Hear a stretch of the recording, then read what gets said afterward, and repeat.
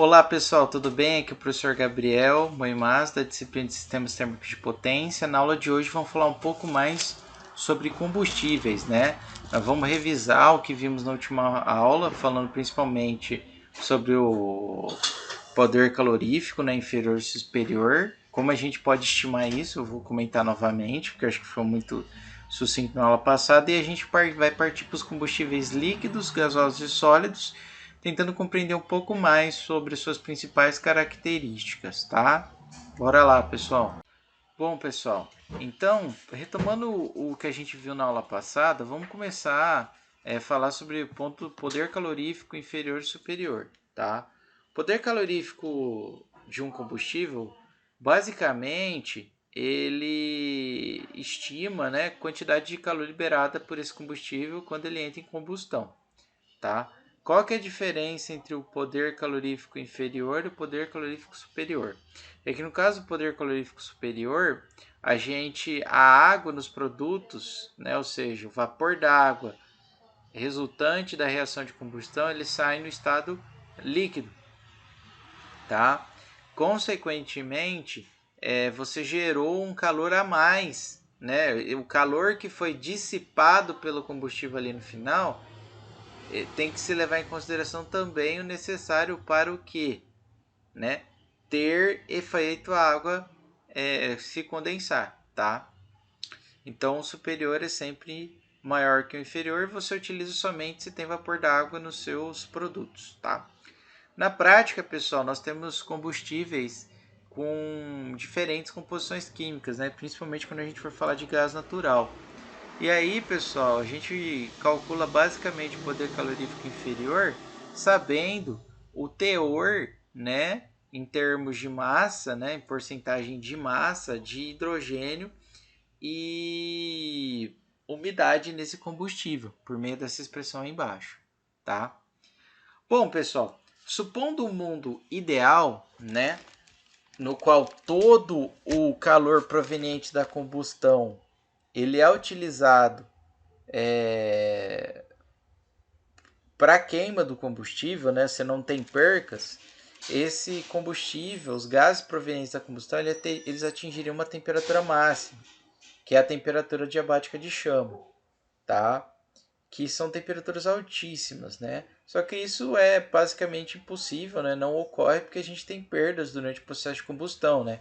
Combustão incompleta, dissociação, perda do calor proveniente do poder calorífico para o ambiente externo, né? Porque ele está mais quente, tá?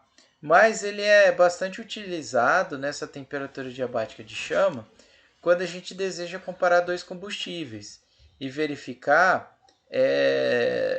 o qual que seria a temperatura atingida, né, para a quantidade de calor gerada nesse processo de combustão, tá?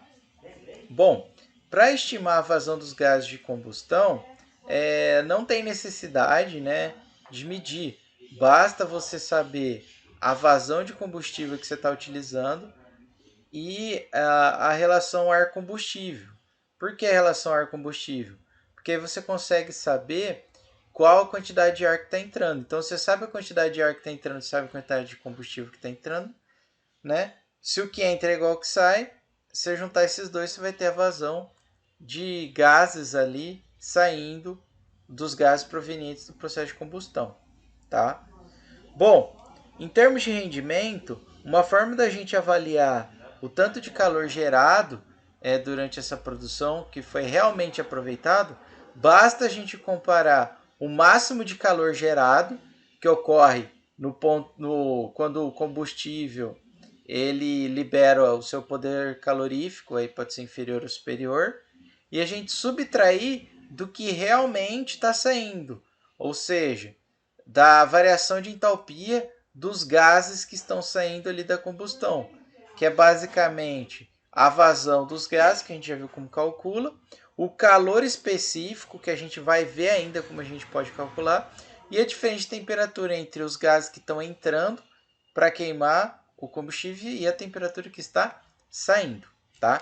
Então, se a gente fazer essa diferença, a gente vai conseguir estimar o calor recebido pelo processo de combustão. Bom, combustíveis, pessoal. Em termos de combustíveis,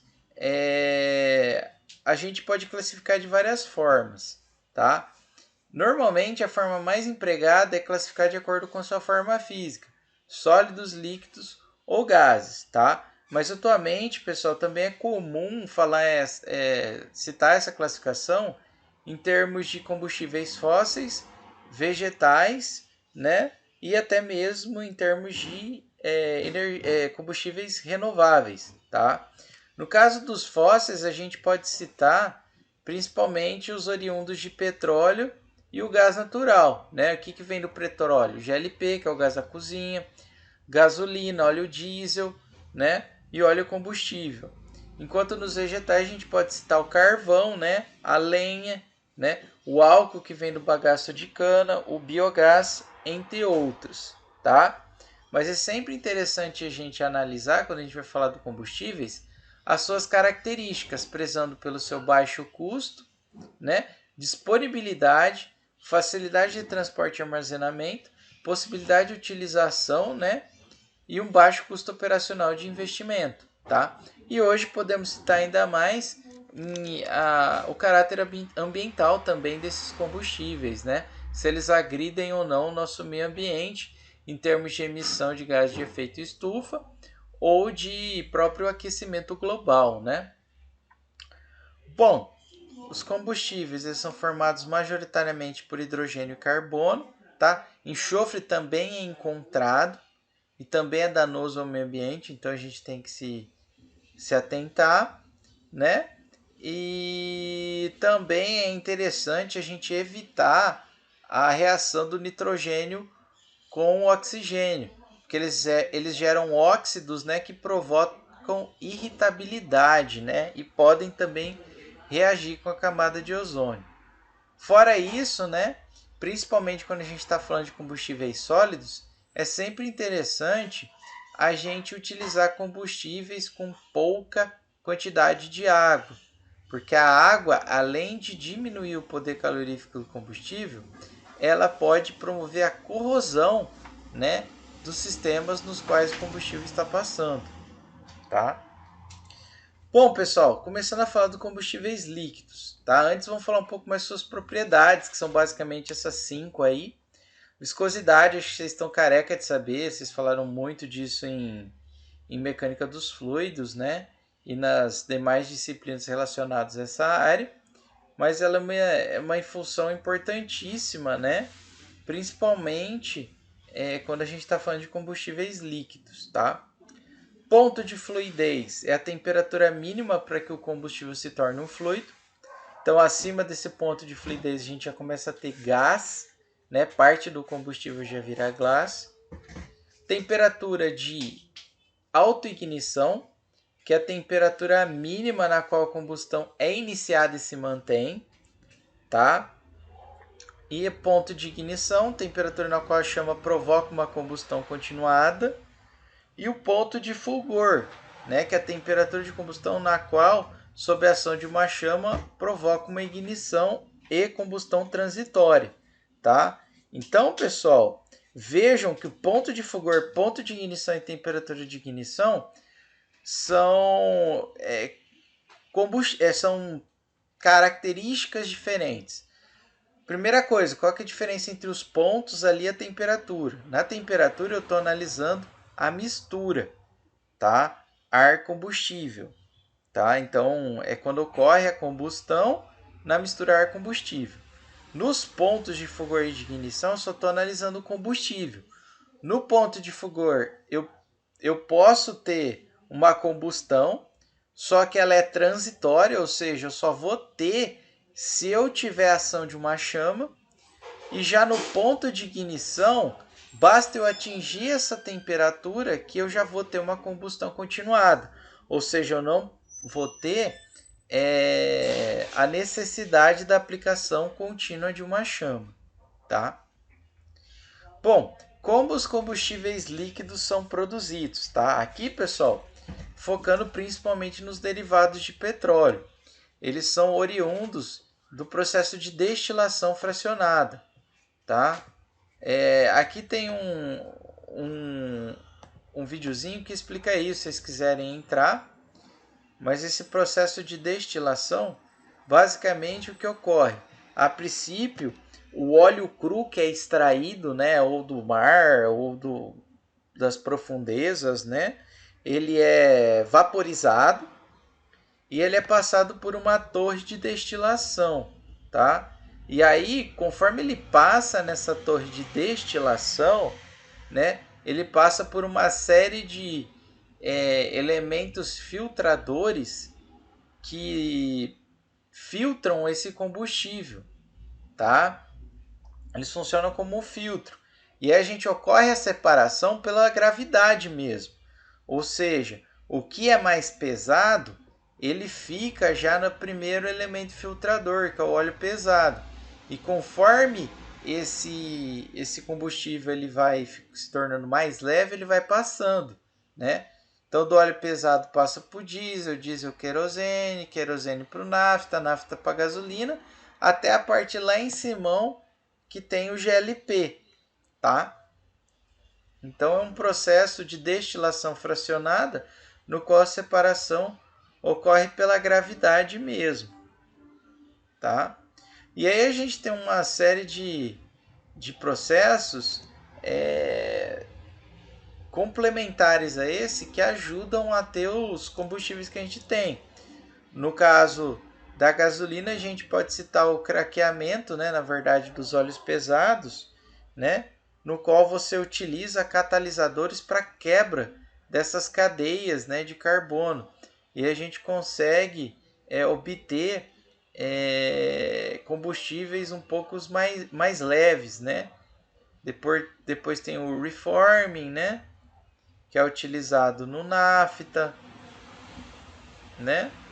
Que ele é utilizado também um catalisador para juntar as moléculas de carbono com hidrogênio, né, e deixar ele mais pesado. O blending, né, que você junta, você faz uma mistura, né, entre a gasolina, né, e aditivos para melhorar a qualidade. E o processo também de tratamento para retirada de impurezas, tá? Lembrando que tudo desse processo é aproveitado, tá? Inclusive, até parte é utilizado para a produção de fertilizantes e medicamentos, tá? Então, quem tem mais interesse, dá uma lida no livro-texto ou dê uma olhada nesses vídeos que vocês vão entender um pouquinho melhor, tá? Bom, então, dentro dos combustíveis líquidos fósseis, a gente tem os óleos combustíveis, tá? Detalhe, os óleos combustíveis são todos esses aí que a gente citou. Gasolina, nafta, querosene, óleo diesel, tá? Como que a gente diferencia um óleo combustível de um outro, né? Basicamente pelo ponto de fluidez, teor de enxofre e viscosidade, tá? Essa viscosidade, vocês já viram também em outras disciplinas do curso, ela varia consideravelmente com a temperatura, tá?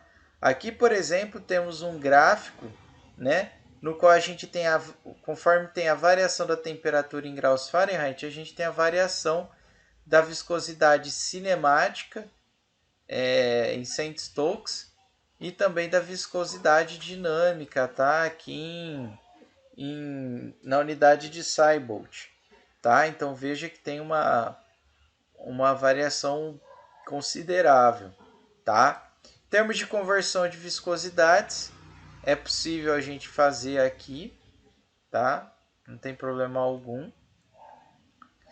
Aqui no Brasil, quem decide, quem estipula os tipos dos óleos combustíveis é a ANP, Agência Nacional do Petróleo. E basicamente, pessoal, ela divide os óleos combustíveis nesses 4 tipos aqui, tá, pessoal? OCB1, OCA1, OCB2 e OCA2, tá? O que muda de um para o outro? O OCB e o OCA, pessoal, eles são combustíveis mais viscosos, tá? O 2 são os mais viscosos. Então veja que ele tem uma viscosidade cinemática maior, tá? E o que muda do B para o A? O B, pessoal, ele tem uma menor quantidade de enxofre, enquanto o A tem uma maior. Então é assim que é estipulado. E aqui vocês podem notar tanto o ponto de fulgor mínimo, né? Tem diversos classificações. Inclusive, o ponto de fluidez superior, né? Ele varia de estado para estado da nossa federação, né? Inclusive de período a período do ano, tá? Só critério de curiosidade. Bom, em uma análise típica de derivado de petróleo, basicamente, pessoal, nós temos as seguintes informações, né? Ponto de fulgor, que para quem não lembra é aquele ponto no qual sob a ação de uma chama, o combustível já entra em combustão. A densidade, viscosidades, ponto de fluidez, que é o ponto no qual a temperatura no qual ele é líquido, né? A porcentagem de enxofre e o poder calorífico inferior e superior, tá? Bom, em termos de calor específico, tá? Não sei se vocês se lembram, mas isso era importante quando a gente ia calcular o rendimento direto da caldeira. É possível, por meio de diagramas que relacionam a temperatura em graus Celsius com a viscosidade do óleo, né, aproximada, estimar o calor específico em quilocal por quilograma grau Celsius, tá? Além disso, né, em termos de óleos combustíveis, a gente tem a classificação em graus API, tá? Por que essa classificação é importante, né, do nosso ponto de vista aqui? Porque ela nos permite avaliar, né, o poder calorífico superior e inferior em função da vazão a ser utilizada, né, a vazão empregada, tanto em massa como em volume, tá?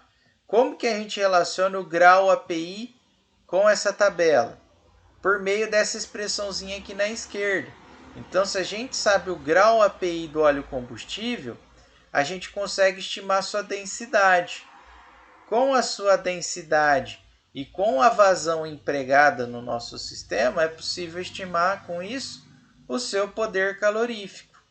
Ou se a gente tiver o poder calorífico e a densidade do combustível, a gente consegue estimar a vazão necessária para ser empregada, tá? Então, o grau API é importantíssimo para a gente conseguir obter isso, tá? Bom, um outro combustível bastante utilizado é o álcool etílico, tá? Aqui temos uma análise do álcool etílico comparando com a gasolina. Lembrando que aqui no Brasil, né, a gente utiliza o etanol hidratado nos combustíveis, né? Não é nem o metanol anidro e nem o etanol anidro, tá?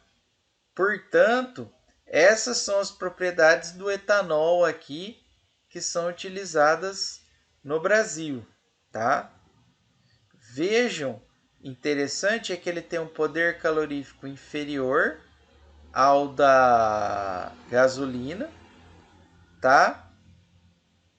E tem uma temperatura de autoignição superior, tá? É exatamente por causa disso que a gente tem uma dificuldade às vezes do carro a álcool pegar, tá? Beleza? Bom, então isso são as curiosidades, né, e propriedades a respeito dos combustíveis líquidos. Então acabou o líquido, vamos entrar nos gasosos, tá? Entre as propriedades dos combustíveis gasosos, tá, pessoal? A principal é o número de Wob, tá? Que ela relaciona o poder calorífico inferior com a densidade relativa. O que é essa densidade relativa? é uma comparação entre a densidade do gás, do combustível, né? E a densidade do ar nas mesmas condições de temperatura e pressão, tá? Então, esse número de Wob, ele permite relacionar a quantidade por volume que é possível passar por determinado orifício, tá? Por meio dela também é possível a gente fazer uma correlação entre a velocidade de chama. A gente vai ver isso mais para frente, tá? Quando a gente for falar de queimadores, tá? Mas números de Wob, combustíveis com números de Wob baixo, eles possuem uma velocidade de chama pequena, tá? O que é uma velocidade de chama pequena? É a velocidade com que a chama vai se espalhando, tá? Consequentemente, pessoal, ela tem uma dificuldade de descolamento nessa chama. Então você precisa estar constantemente fornecendo aqueles 3 fatores essenciais para a gente ter uma combustão, que é o que? Comburente, combustível e a faísca, tá? Então você precisa ter constantemente a presença de ar. Por isso que quando a gente trabalha com combustíveis de números de Wob pequeno, né, é necessário, pequeno ou não é grande, hein? Acho que é grande, pessoal, desculpa, acabei invertendo. É necessário você ter um ar secundário. É isso que ocorre, por exemplo, naqueles queimadores de forno da casa de vocês, né? Se vocês não tiverem se o buraquinho ali onde vai sair a faísca, ele não tiver acesso ao ar por causa de algum motivo, dificilmente você vai ter a ignição do combustível, tá? E a gente também tem o oposto. Se minha velocidade de chama for muito alta, a gente tem um retorno, né, uma explosão, um potencial de retorno de chama muito grande, tá? Isso também não é bom, porque pode ocasionar algum problema relacionado à segurança, né, alguma explosão. Bom, o GLP, tá? Vamos começar então a comentar pelos principais. Um dos principais é o GLP, tá? Ele é utilizado principalmente em fornos, tá? Basicamente, se a gente for ver, ele é formado na sua maior parte por propano e butano, tá? Mas ele tem uma composição relativamente variável, tá? O gás natural também é a mesma coisa, tá? Se vocês forem levar em consideração, ele tem uma composição ainda mais variável e ele depende muito, a composição dele, de onde ele é extraído, tá? Então, quando você está trabalhando com gás natural, é importantíssimo que você tenha uma amostra, né, do local onde você vai retirar. Então, é importante que você tenha uma amostra do gás natural, ou que você constantemente faça amostras, né, para saber o que realmente a composição real desse combustível, tá?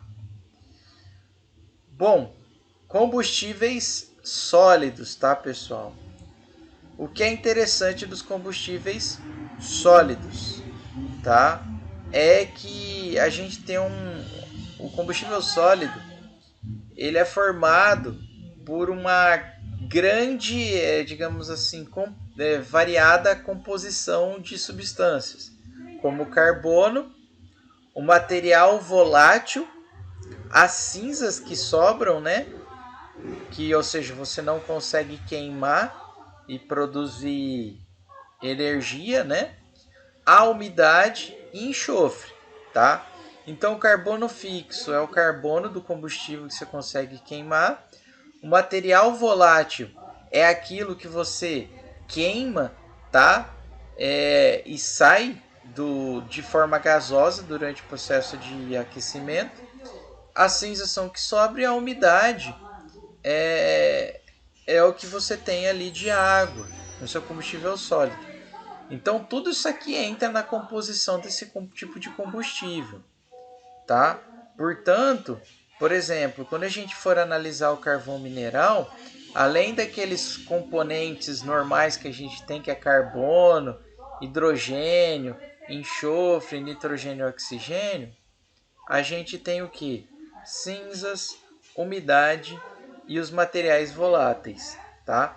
Sempre vai ser assim, tá?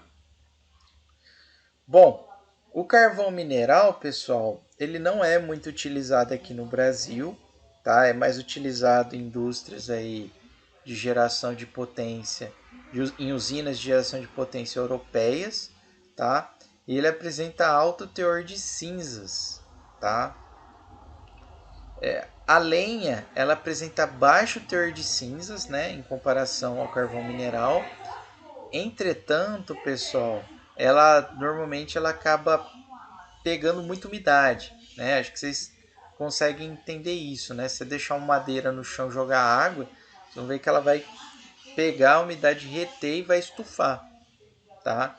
Então, a desvantagem da lenha é essa, e por isso, né, é muito importante que ela tenha uma preocupação em como ela é estocada, tá? Mas ela tem uma quantidade de cinzas bem inferior. Ó, se a gente comparar aqui, ó, de 0,2% para o que, ó, 20% aqui em média, 25%, tá? Bom, algo importante também da lenha que não é muito favorável é que quanto maior a umidade, menor vai ser o meu poder calorífico, tá? Então realmente é importante que a lenha ela tenha pouca umidade. Bom, em termos de bagaço de cana e outros combustíveis, que é o que a gente mais utiliza aqui, tá?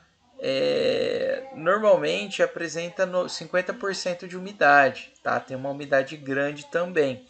Mas como ele é uma sobra, ou seja, é algo que você está reaproveitando, tá? Ele é bastante interessante de ser utilizado, tá? Aqui nesses quadros, pessoal, tem uma análise não só do bagaço de cana, mas de outros combustíveis que podem ser queimados, como por exemplo casca de arroz, porra de café, serragem. Aqui só para vocês terem uma noção, tá? E só tomar cuidado também entre comparando aqui a análise imediata e quase seca e a análise elementar, tá? Uma coisa é diferente da outra, tá? Ok? E também como eu posso ter uma variação desses elementos, é sempre interessante a gente notar que o poder calorífico ele pode variar, né, de condição para condição aqui, tá? Tendo um desvio. Então também é importante, né, caso você queira um controle rígido aí na sua usina, você fazer uma análise aí de como está chegando a cana, tá? Em termos de composição, ok? E aqui a gente tem uma análise, por meio dessa análise imediata, uma comparação em que a porcentagem de carbono, porcentagem de voláteis e de cinzas nesses principais combustíveis aí que eu comentei com vocês, tá? É interessante da gente notar isso só para comentar, é que a porcentagem de voláteis nesses tipos de combustíveis são bem grandes. Bom, pessoal, então era isso que eu tinha para falar para vocês, mais sobre combustíveis. Espero que vocês tenham entendido e até a próxima.